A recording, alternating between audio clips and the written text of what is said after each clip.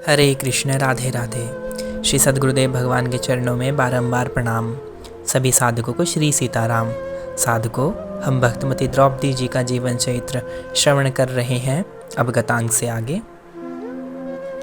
भारतीय महायुद्ध में सगे संबंधियों, हित मित्रों की मृत्यु से युधिष्ठिर को बड़ा शोक हुआ, विशेष करके इसलिए कि इस युद्ध का निमित्त उन्हें ही बनना पड़ा। वे इतने शोकग्रस्त हो गए कि राज्य करने की बात तो अलग रही, मृत वृत्तियों की अंत्यचेष्टि क्रिया भी निरत में नहीं हो सके। अर्जुन, भीमसेन, नकुल, सहदेव ने समझाया कि अब शत्रुओं का नाश हो गया है, आप अकंटक पृथ्वी का राज्य भोगें। परंतु युधिष्ठिर के चित्त में किसी की बात नहीं बैठी।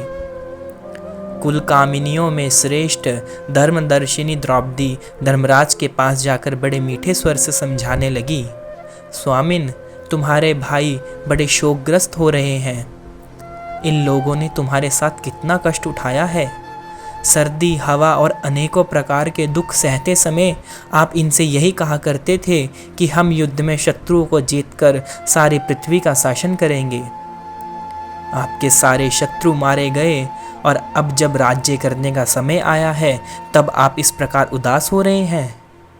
क्या इन वीरों के जीवन में दुख ही दुख बदा है? क्या हम अपने जीवन में सुख का दिन कभी नहीं देखेंगे? यह पृथ्वी वीरों की भोग्या कही गई है। दंडहीन राजा पृथ्वी का उपभोग नहीं कर सकता, उसकी प्रजा भी सुख से नहीं रह सकती। इसलिए क्षत्रिय धर्म और प्रताप का आश्रय लेकर शत्रुओं पर विजय प्राप्त करना और पृथ्वी का उपभोग करना तो आपका जन्मसिद्ध अधिकार है। आप में क्षमा के साथ क्रोध है, दान के साथ ग्रहण, भय के साथ अभय और निग्रह के साथ अनुग्रह विद्यमान है। यह राज्य आपको विद्या, दान, संधि, याचना और यज्ञ से प्राप्त नहीं हुआ है। बड़े बड़े वीरों को मार के यह राज्य आपको प्राप्त हुआ है। इस पर शासन करना ही आपका कर्तव्य है। आपने बहुत समय तक पृथ्वी का शासन किया है। सारी प्रजा आपको राजा के रूप में देखने के लिए लालायित है। मेरे साथ कुंती जी ने मुझसे कहा था कि विजय प्राप्त होने के बाद तुम्हारी ये सब विपत्तियां दूर हो जाएंगी और तुम बड़े सुख से रहोगी।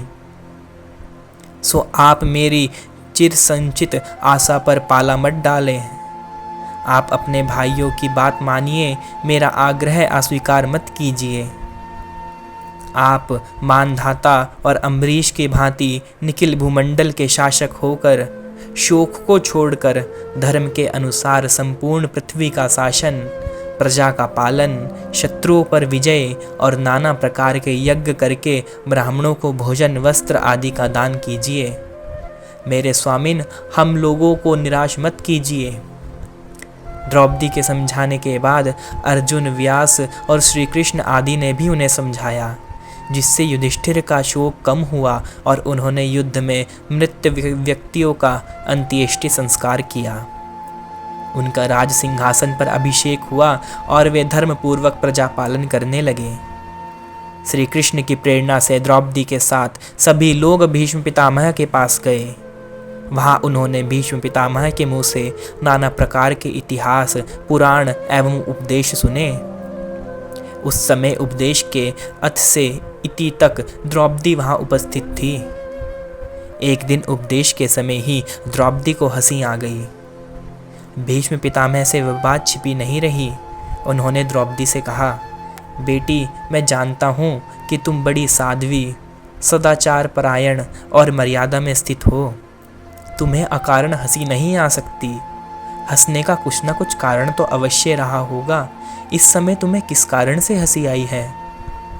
द्रौपदी ने कहा, पितामह, उपदेश सुनते सुनते मेरा मन दूसरी जगह चला गया था। मैं सोचने लगी थी कि जब दादाजी ऐसे तत्वज्ञानी हैं, तब इन्होंने दुशासन के वस्त्र खींचते समय उसे रोका क्यों नहीं?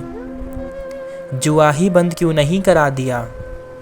हंसी इस बात पर आई कि उस दिन तो बार बार एक प्रश्न पूछने पर आपने मेरा उत्तर नहीं दिया था। उस दिन आपका ज्ञान ना जाने कहाँ चला गया था। आज यह उपदेश सुनकर एकाएक मुझे उस दिन की बात याद आ गई। इसी से हंसी आ रही है। भीष्म पितामह ने कहा, बेटी, उन दिनों में कौरवों का अन्न खाता था। उसी अन्न से मेरे शरीर का खून और मन बना करता था। उसके प्रभाव से मेरे मन बुद्धि दूषित हो गए थे। इसी से मैं ठीक ठीक उत्तर नहीं दे सका। अब युद्ध में अर्जुन के बाणों से मेरे शरीर का दूषित रक्त निकल रहा है और कई दिनों तक उपवास करके मेरा कारण मन शुद्ध हो गया है। श्री कृष्ण ने मेरी बुद्धि में तत्व ज्ञान प्रकाशित कर दिया है। इससे मैं इन प्रश्नों का ठीक ठीक उत्तर दे रहा हूँ। द्रौपदी का समाधान हो गया। भीष्म की मृत्यु के अनंतर पांडवों ने अश्वमेध महायज्ञ किया। उसमें द्रौपदी का प्रधान हाथ था। उसी की सम्मति से उलझे हुए काम सुलझ जाया करते थे। वह छोटे से छोटे कामों को भी अपनी दृष्टि के सामने रखती थी।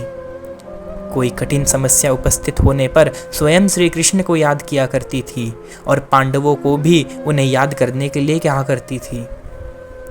उसके स्मरण करते ही श्री कृष्ण वहाँ आ जाया करते थे और किसी भी विषम समस्या के हल होते विलंब नहीं होता था। सच्ची बात कही जाए तो यही कहना होगा कि द्रौपदी का जीवन तो कृष्णमय था। वह विपत्ति के दिनों में जिस प्रकार श्री कृष्ण की याद करती थी, वैसे ही सम्मति के दिनों में भी श्री कृष्ण की स्मृतियों में तन्मयी रहती थी। धर्मराज युधिष्ठिर ने बहुत दिनों तक पृथ्वी पर राज्य किया। बड़े बड़े यज्ञ, दान, व्रत आदि करते रहे। कुटुंब में पूर्णतः शांति थी। प्रजा सुखी थी, न आधि थी न व्याधि। धर्मराज के राज्य में इस प्रकार धर्म संस्थापना हो गई कि लोगों को सतयुग सा प्रतीत होने लगा। दुराचारी, व्यभिचारी, चोर, डाकू आदि का तो अभाव सा हो गया था। राज्य के किसी अंग में किसी प्रकार की त्रुटि नहीं थी। सभी अपने अपने कर्तव्य पालन में तत्पर थे। द्रौपदी घर के कामकाज साथ ही साथ राज्य के सभी विभागों पर भी दृष्टि रखा करती थी। उस पर राज्य का भार छोड़कर युधिष्ठिर तो निश्चित से रहते थे। उनके जिम्मे केवल एक ही काम था, दान करना। वे बस दान ही किया करते थे। द्रौपदी के संग से बहुतों में भगवान के प्रति श्रद्धा, विश्वास, प्रेम, भक्ति की जागृति हुई।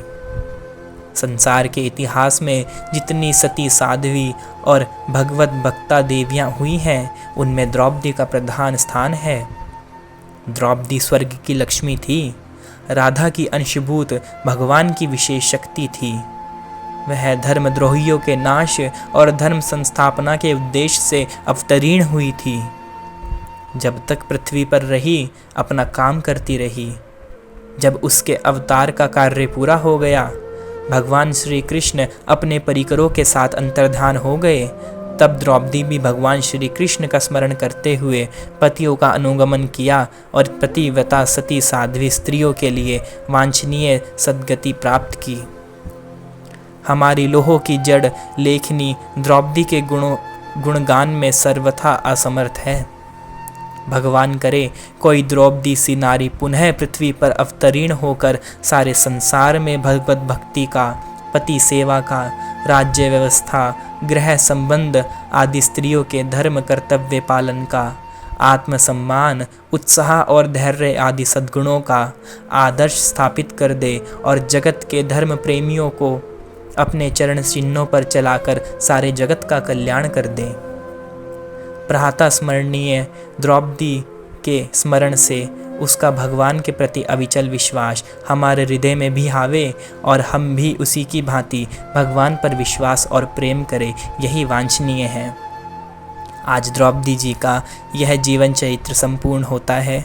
द्रौपदी जी का यह जीवन चरित्र श्री कृष्ण भगवान के चरणों में समर्पित। हरे कृष्ण, राधे राधे।